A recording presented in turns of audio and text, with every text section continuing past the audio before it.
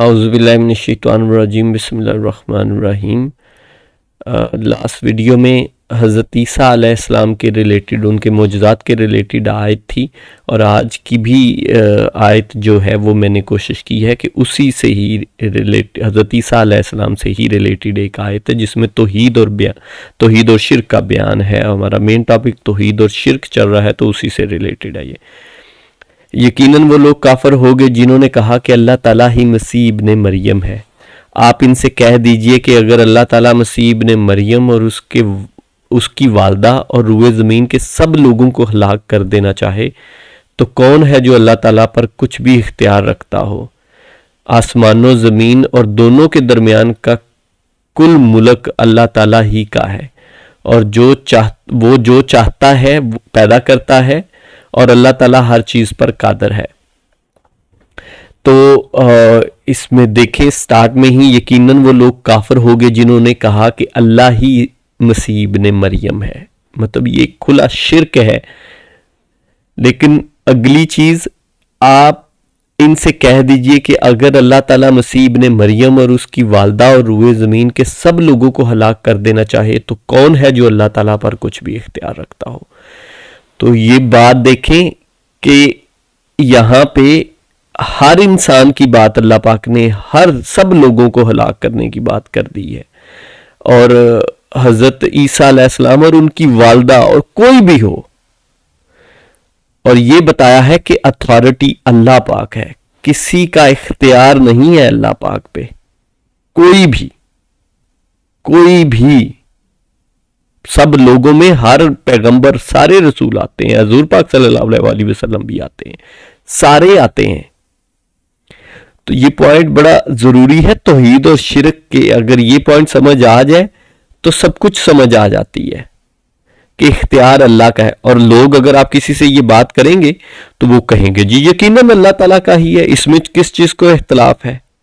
یہ اختلاف تو ان کو ہے نا کہ جو پھر کہیں اور سے مانگنے جاتے ہیں یا سمجھتے ہیں کہ کوئی اور بھی کچھ کر سکتا ہے، یا کوئی اور بھی اللہ تعالیٰ کے اختیار میں موڈیفیکیشن کر سکتا ہے یا کروا سکتا ہے۔ تو یہ تو وہاں بات زیر بحث آئے گی نا، ورنہ تو ایز اے جرنل اور ایز اے رول تو سب اس پہ کہیں گے جی بالکل نہیں، اس میں کس کو اللہ معاف کرے، جی ہم تو مسلمان ہیں، تو کوئی بھی اس پہ اختلاف، تو کوئی بھی، آپ کیسی باتیں کر رہے ہیں؟ لیکن جو پریکٹیکل چیز چلتی ہے وہ یہ چلتی ہے کہ ہم لوگ، اور میں سب کی بات نہیں کر رہا، ہماری سوسائٹی کا ایک کافی بڑا پورشن ہے جو اس طرح کے کام بھی وہ کرتے ہیں کہ وہ کہیں اور سے مانگنے کی، کہیں اور سے لینے کی، اور کہیں اور سے جھولی بھروانے کی، اور کہیں اور سے جا کے سفارشیں کروانے کی اور منتیں کروانے کی، اور جا کے منتیں مانگنے کی، اور ساری وہ باتیں ہماری سوسائٹی میں ہی چلتی ہیں نا۔ تو یہ سب آپ کے ساتھ شیئر کرنے کا پرپز ہی یہ ہے کہ آپ لوگ خود بھی اس پہ غور و فکر کریں اور آگے دوسرے لوگوں کو بھی یہ باتیں پہنچائیں، یہ آیات پہنچائیں۔ ویڈیو نہیں پہنچا سکتے تو ایٹ لیسٹ یہ آیات خود پڑھیں اور ان کو سمجھیں اور لوگوں کو بتائیں، اور ان کو کہیں کہ یہ دیکھ لیں، آپ پڑھ لیں خود قرآن پاک میں سے۔ اچھا، آسمان و زمین اور دونوں کے درمیان کا کل ملک اللہ تعالیٰ ہی کا ہے، وہ جو چاہتا ہے پیدا کرتا ہے، اور اللہ تعالیٰ ہر چیز پر قادر ہے، وہ قادر ہے، کسی اور کے پاس جانے کی ضرورت نہیں ہے، وہ خود قادر ہے اس پہ، آپ اس سے خود مانگیں۔ ہم نے پڑھا دیکھا قرآن پاک کی آیات کے سرگوشی بھی کرو گے، کوئی دل کے خیالات بھی ہوں گے، کوئی منہ سے زبان سے کوئی لفظ نکالو گے تو اللہ سب جانتا ہے، تو اسی کو سناؤ، اسی کا ہی کل ملک ہے،